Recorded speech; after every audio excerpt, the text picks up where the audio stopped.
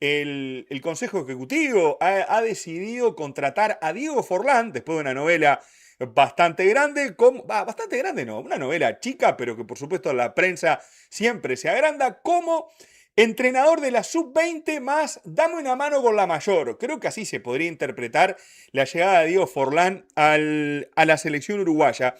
Y antes realmente de hablar de Diego Forlán como tal, antes de referirme a lo que creo puede llegar a ser el impacto de Diego Forlán en la selección uruguaya, en particular en los juveniles, primero me quiero centrar en la elección del técnico más allá del nombre. Porque considero que la Asociación Uruguaya de Fútbol está dando un paso o una movida mediática, un blindaje, me suena,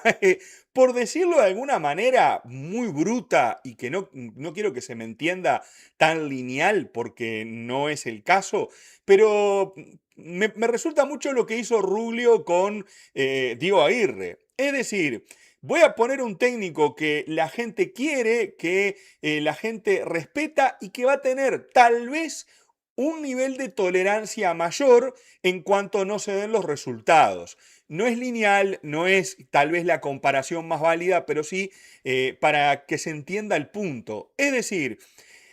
el otro día con Rodrigo estábamos hablando y yo les decía sobre el círculo vicioso de la selección uruguaya. Marcelo Bielsa, dentro de ese círculo vicioso, llegó bajo el concepto de cambiemos la forma de jugar, porque el entrenador anterior puso línea de 5 con Corea, echó el equipo para atrás, tuvo miedo a ganar. Vamos a traer uno que quiere ir para adelante y vamos a tratar de cambiar la forma de jugar en la selección uruguaya. Cosa que se logró al principio con Marcelo Bielsa, ya hemos discutido los por qué desde nuestro punto de vista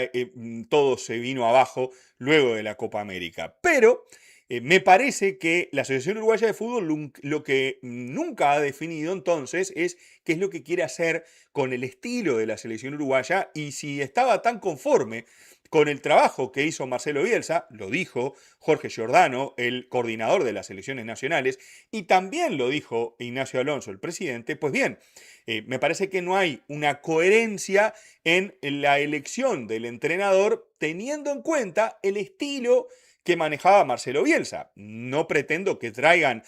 a un asistente de Bielsa, a un bielcista, que traigan a Juan Ramón Carrasco, no sé, pero considero que la Asociación Uruguaya de Fútbol, en este caso y dentro del círculo vicioso de la selección uruguaya, está en el punto de los dirigentes nos tenemos que salvar la ropa, nos tenemos que salvar el traste, hablando mal y pronto, y vamos a citar a uno que nos blinde por un rato. Vamos a ganar tiempo. Es decir, como siempre, nuestros dirigentes nunca planifican, todo lo hacen en base a la elección y a quién va a venir después. Y a partir de ahí sale el nombre de gente que nos cae bien, porque vamos a entendernos, Diego Forlán creo que ha sido desde su retiro en el fútbol uruguayo y por supuesto desde antes un gran embajador del fútbol uruguayo, una persona que considero que es respetada por todos, es alguien que sin lugar a dudas impone el respeto, le tenemos cariño por lo sucedido además en Sudáfrica 2010, donde fue el mejor jugador de aquel campeonato, elegido en aquel momento, donde nos dio muchas alegrías pateando la pelotita, pero el entrenador Diego Forlán es otra cosa, es otro negocio, es otro precio, y por lo menos para mí, como hincha de Peñarol, lo viví en carne propia al gran Diego Forlán, al gran futbolista, como entrenador. Un entrenador que nunca supimos cuál era su idea de juego. Porque en definitiva eso es lo que la AUF no ha definido. Nosotros queremos jugar de esta manera, por eso elegimos a Diego Forlán. Y yo a Diego Forlán al menos no lo puedo encasillar en cuando Forlán es técnico, esto es lo que va a pasar o esto es lo que pretende. De hecho, el experimento de Diego Forlán con Peñarol fue muy próximo a su retiro del fútbol, un retiro que lo fue llevando cada vez, la fue pateando para adelante, yendo hacia ligas cada vez más por fuera del radar del fútbol internacional, anduvo por Hong Kong, anduvo por India, Y cuando llegó a Peñarol no tenía ningún tipo de experiencia. Y uno puede decir, porque se ha hablado de, bueno, pero Scaloni tampoco, y yo no lo quiero comparar con Scaloni, ni tampoco con Marcelo Gallardo, que dejó de jugar en Nacional, por ejemplo, y una vez que asumió Nacional, lo asumió como entrenador y le fue muy bien. De hecho, terminó saliendo campeón uruguayo con Nacional y nadie va a discutir la carrera posterior de Marcelo Gallardo en River en particular. Pero y también hay otros ejemplos en el fútbol uruguayo, como por ejemplo el actual técnico de Nacional, Jorge Baba. Baba estaba atajando en Liverpool, un día echaron al técnico, se sacó los guantes y empezó a dirigir él.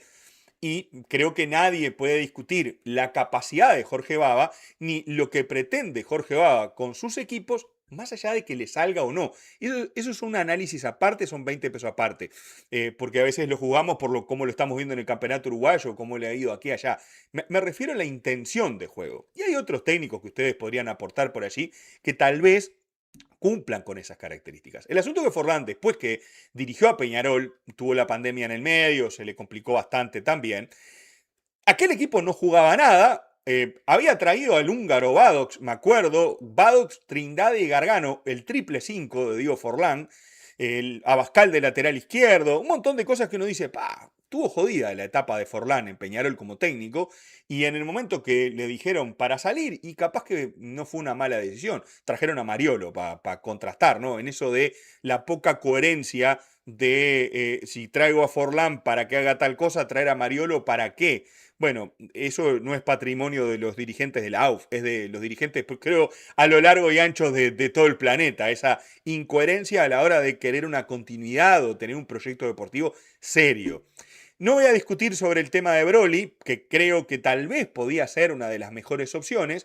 porque, bueno, ya el mismo Broly se encargó de decir, yo vine con un proyecto, el AUF ya tenía el proyecto armado en sentido de cuál era el equipo con el que iba a trabajar, y yo simplemente me iba a incorporar al equipo del AUF sin mucho margen de maniobra. Quería poner a Marcelo Méndez, quería poner a Nicolás Viñeri como técnico de la sub-20 y hacer algo responsable que era, mirá, si estoy atendiendo a la mayor, no puedo atender a los juveniles, tiene que haber un técnico de juveniles, yo me encargo de la mayor hasta marzo, no pasa nada, pero ya encarando un proyecto y algo que se pueda hacer de manera seria y profesional. Juntó esas dos palabras, el Chelo Broly, en una conversación y en la UF salieron corriendo. Obviamente, Forlán es un tipo serio, es un tipo profesional, insisto, que nos ha representado muy bien alrededor del mundo cuando jugaba y después de jugar a la pelota, al fútbol.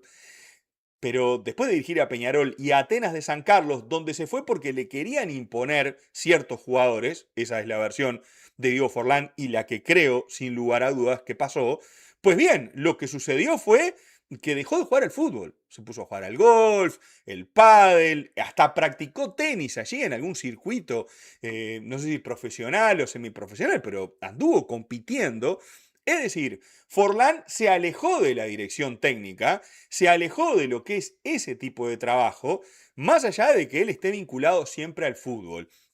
Considero que traer a Diego Forlán para la estructura de las divisiones juveniles y de la selección sub-20 puede ser una buena idea desde el punto de vista de la ascendencia que pueda tener él sobre esos muchachos y su capacidad de poder mejorar a algunos futbolistas en esa etapa de su carrera. Tal vez Forlán hasta sería más útil desde mi punto de vista en una sub-17 para mejorar aún más desde el punto de vista profesional y de crecimiento a los jóvenes, pero bueno, la sub-20 me parece que está bien. El asunto es el entrevero y la ensalada de la mayor, que me parece que Diego Forlán puede llegar a, sí, ser un tipo que se plante delante de los jugadores de la selección uruguaya actual y que inspire una primera confianza, una primera buena onda y aproximación y respeto, por supuesto. Pero que claro, a medida que su idea de juego empiece a avanzar y sus formas y traten de ser aplicadas en la cancha y su forma de laburo que se compare con lo que hacen los muchachos en el exterior, Forlán jugó en Europa, no dirigió en ese medio, ni tampoco dirigió en la alta competencia, entonces, en la alta competencia fuera de Uruguay. Entonces es ahí donde pueden llegar a haber ciertos contrastes y diferencias, donde Forlán se va a tener que adaptar y seguramente va a tener que hacer un esfuerzo para nivelar desde su conocimiento y su trabajo, por supuesto apoyado por su equipo, y los jugadores también seguramente adaptarse a un futbolista, a un técnico que ya sabemos que tiene a veces pocas pulgas. Si llega a aparecer la figura de Pablo, su hermano, ha sido un problema también, por ejemplo, en Peñarol, por el relacionamiento, a veces medio el policía malo, Pablo Forlán, y Diego Forlán como el policía bueno, llamémoslo así, pero ojalá que le vaya bien. Más allá del nombre, yo creo que la idea, o mejor dicho, el proyecto de la Asociación Uruguaya de Fútbol no está bueno en cuanto a, es un blindaje desde mi punto de vista de los dirigentes para que no los insulten de acá a marzo. Y después vemos. Si se dan los resultados de la sub-20, Forlán probablemente salga respaldado para continuar en la mayor. Si en la sub-20 no se dan los resultados, seguramente la AUF, bueno, empiece a buscar alternativas. Depende de cómo suceda el sudamericano sub-20 para ver la suerte de Diego Forlán. Entonces, cuando vos exponés a un jugador, a un exjugador de esa categoría, probablemente el más destacado de Uruguay en todo sentido, el que menos rechazo genera y el que más simpatía genera, sin lugar a dudas, alguien que nunca se le ha escuchado hablar mal de nadie, que siempre se ha manejado con respeto, que ha hecho sus operaciones y sus movimientos y tratando de acomodar el cuerpo para, por ejemplo, conseguir este cargo. ¿Y por qué no? Está bien, es parte de su laburo y si quieren estar ahí, bienvenido sea. Si es para aportar y sumar, bienvenido sea. El otro día con Rodrigo hablábamos del beneficio de la duda, o mejor dicho, de la duda de, bueno, ¿cómo quiere entrar la generación de Sudáfrica en el negocio del fútbol? Ya vimos cómo pasó en la época de los 90, cuando Francesco El Tano Gutiérrez y Paco Casal se asociaron para fundar Tenfield y todo lo que ha venido sucediendo a partir de allí. Luego se abrió Francescoli, Francescoli está trabajando en River Plate de Argentina, pero el Tano Gutiérrez se mantuvo, tienen otra estructura, la empresa de la T. Pero ahora vamos a ver cómo los futbolistas, que ahora son más, quieren intervenir en el negocio del fútbol y en el mando del fútbol uruguayo. Son dos cosas diferentes, en la política del fútbol uruguayo y en el negocio del fútbol uruguayo, que inevitablemente están vinculados.